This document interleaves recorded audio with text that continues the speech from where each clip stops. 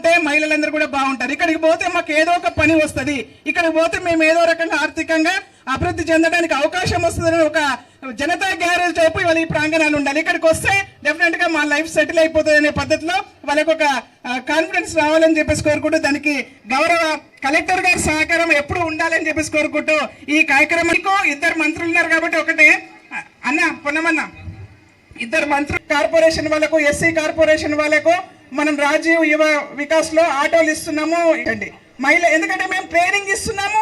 Auto ఇవ్వాలన్నా, two wheeler ఇవ్వాలన్నా మాకు కష్టం అవుతుంది. మేము కాబట్టి మీరు గౌరవ ముఖ్యమంత్రి గారి ద్వారా మాకు ఇక్కడ రాజీవ్ యువ వికాస్ నుంచి కొంత కేటాయించి డెవలప్ చేశారు madam. Thank you sir, thank you very much.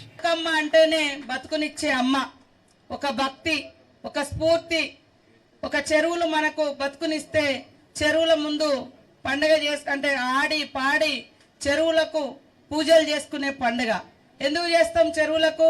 ఒకప్పుడు మన ఈ రాజ్యం అంతా కూడా చెరువుల మీద ఆధారపడి వ్యవసాయం జరిగేది. చెరువుల దగ్గర నుంచే నీళ్లు, మంచినీళ్ళు కూడా మనకు చెరువే. బట్టలు పిండుకున్న, స్నానాలు చేసిన అన్ని చెరువులే. కాబట్టి చెరువులు బాగుండాలి. మరి ఆడవాళ్ళందరూ కూడా అక్కడ పూజలు చేసుకునే కార్యక్రమం.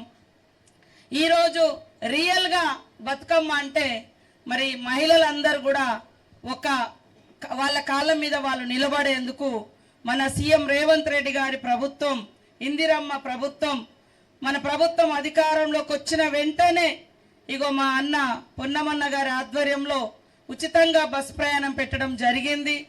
కొంతమందికి నచ్చకపోవచ్చు, రాజకీయాలలో కొంతమందికి నేనంటే నచ్చకపోవచ్చు, ఆయనంటే నచ్చకపోవచ్చు. కానీ పేదింటి బిడ్డలు ఎక్కే ఎర్ర బస్సు ఉచితంగా ఉండడం మూలంగా అనేక మందికి ఉపయోగపడుతుంది.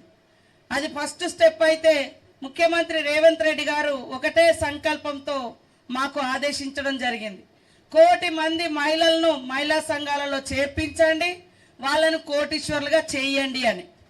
మరి ఆ దిశగా ఈరోజు మహిళలకు దాదాపుగా 27,000 కోట్ల వరకు మన ప్రభుత్వం వచ్చిన కానించి వడ్డీ లేని రుణాలు ఇస్తున్నాం.